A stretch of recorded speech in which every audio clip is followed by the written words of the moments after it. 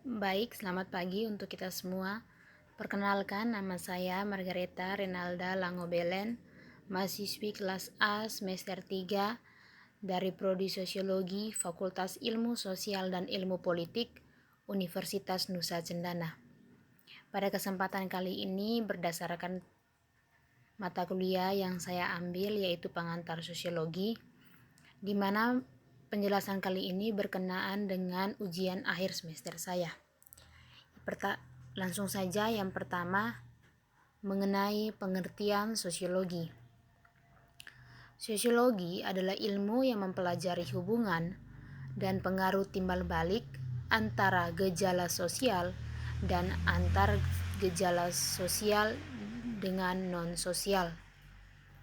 Pengertian lain dari sosiologi juga adalah ilmu yang mempelajari hubungan antar manusia dalam kelompok. Sosiologi juga adalah ilmu yang mempelajari interaksi sosial dan hasilnya yaitu organisasi sosial. Sosiologi muncul, ini menurut pemikiran Berger, yaitu pemikiran sosiologis yang berkembang manakala masyarakat menghadapi ancaman terhadap hal-hal yang dianggap sudah seharusnya. Pada awal abad ke-19, ilmuwan mulai menyadari untuk perlunya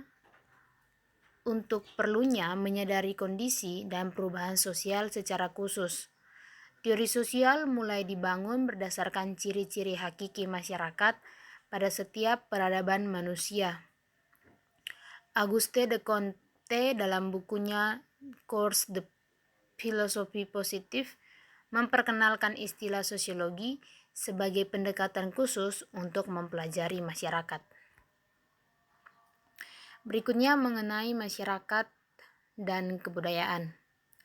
Masyarakat adalah sekelompok orang yang hidup bersama dan menghasilkan kebudayaan. Kebudayaan adalah kompleks yang mencakup pengetahuan, kepercayaan, kesenian, moral, hukum, adat istiadat, serta kemampuan-kemampuan dan kebiasaan-kebiasaan yang diperoleh manusia sebagai anggota masyarakat.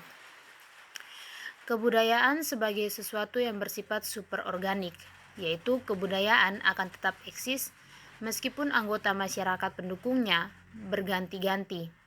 Yang dimaksud yaitu lahir dan mati.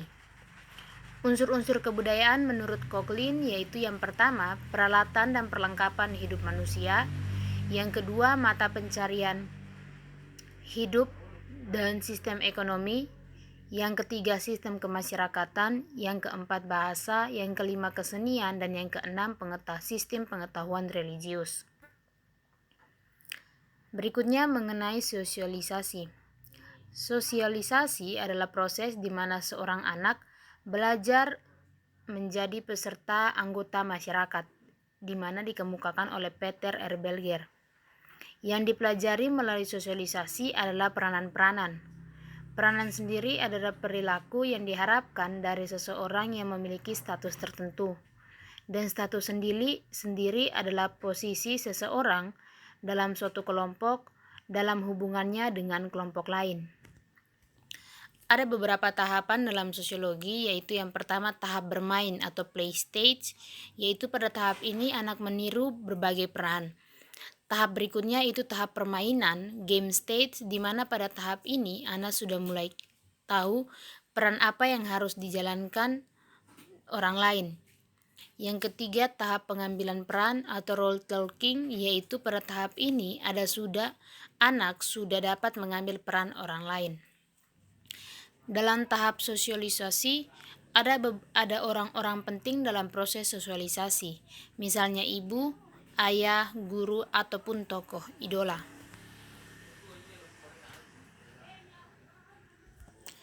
Berikutnya mengenai interaksi sosial. Interaksi sosial sendiri merupakan hubungan sosial yang dinamis menyangkut hubungan antara individu, kelompok, atau antara individu dengan kelompok. Gilin memilah interaksi sosial menjadi proses asosiatif yang terbagi menjadi akomodasi, asimilasi, dan akulturasi. Dan yang kedua, proses disosiatif, yaitu meliputi persaingan dan pertikaian atau konflik. Kembali lagi bahwa Jung membedakannya menjadi oposisi yang mencangkup persaingan dan pertikaian kerjasama yang menghasilkan sistem pelapisan sosial. Berikutnya mengenai stratifikasi sosial. Stratifikasi sosial adalah pembeda anggota masyarakat berdasarkan status yang dimilikinya, yaitu kelas sosial. Kelas sosial sendiri merupakan struktur yang memiliki sikap, kepercayaan, nilai, dan norma perilaku yang berbeda dibandingkan kelas sosial lainnya. Kelas sosial ditentukan oleh kedudukan sosial ekonominya dalam masyarakat, seperti kekayaan, penghasilan, pekerjaan, pendidikan, identifikasi diri, keturunan, dan partisipasi kelompok, dan juga pengakuan. Stratifikasi sosial juga memiliki beberapa bentuk atau macam-macam, yaitu status yang diperoleh, status yang diraih, dan yang ketiga berdasarkan keterbukaan sistem stratifikasi. Dan ini terbagi menjadi dua, yaitu status terbuka dan status tertutup. Berikutnya mengenai mobilitas sosial. Mobilitas sosial adalah perpindahan status dalam stratifikasi sosial. Mobilitas dapat terjadi pada kekuasaan. Mobilitas terbagi menjadi dua, yaitu mobilitas vertikal, di mana mobilitas vertikal mengacu pada mobilitas ke bawah dan juga ke atas, sementara mobilitas lateral yaitu mengacu pada perpindahan geografis antara lingkungan setempat, kota, ataupun wilayah. Berikutnya mengenai kelompok sosial. Menurut Robert K. Merton, kelompok sosial adalah sekelompok orang yang berinteraksi sesuai dengan pola-pola yang telah mapan yang ditandai dengan sering terjadinya interaksi. Robert Weinstein membagi kelompok menjadi kelompok sosial, asosiasi, dan kemasyarakatan, dan juga kelompok statistik. Faktor yang menentukan kelompok sosial yaitu kesadaran akan jenis yang sama, adanya hubungan sosial, dan orientasi pada tujuan yang sudah ditentukan. Kelompok sosial yang tidak teratur menurut Suerjono Suekanto yaitu kerumunan, karena kerumunan bersifat sementara, tidak terorganisirkan, memiliki tujuan yang sama, dan kesamaan identitas antar individu. Berikutnya mengenai sistem norma. Sistem norma adalah penampilan dari suatu orientasi nilai budaya tertentu yang menghasilkan berbagai tingkatan norma berdasarkan kekuatan mengikatnya. Gilin memilah sistem norma menjadi cara, kebiasaan umum, tata kelakuan, dan juga adat. Cara adalah norma yang paling lemah karena tanpa sanksi di masyarakat. Kebiasaan umum adalah perbuatan berulang yang diikuti banyak orang. Tata kelakuan adalah norma pengatur, di mana tata kelakuan ini memiliki sanksi yang lebih tegas dan keras, sehingga memunculkan rasa bersalah bagi yang melanggar. Yang berikutnya adat.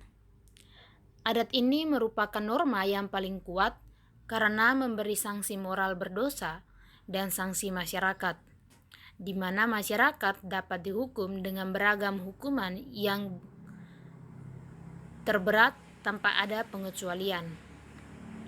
Berikutnya mengenai kelakuan berpola.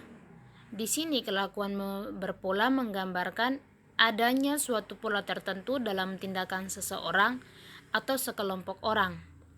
Pola ini merujuk pada kejadian yang dilakukan secara turun-temurun, namun dapat bergeser sesuai orientasi nilai budaya yang berlaku. Berikutnya mengenai institusi utama. Ada 5 institusi utama dalam masyarakat, Yang pertama, keluarga, pendidikan, agama, ekonomi, dan juga politik. Untuk mengenai ekonomi memiliki ideologi yaitu kapitalisme yang merupakan sistem ekonomi yang didasarkan pada kepemilikan pribadi antar sarana produksi dan juga distribusi, yang kepentingannya untuk pencarian laba pribadi ke arah pemumpukan modal melalui persaingan yang bebas. Dan menurut salah satu ahli yaitu Adam Smith, dia menjelaskan bahwa prinsip dasar masyarakat kapitalis adalah milik pribadi, motif keuntungan, dan juga persaingan bebas. Demikian pemaparan saya mengenai materi ini. Untuk kurang lebihnya saya mohon maaf. Sekian dan terima kasih.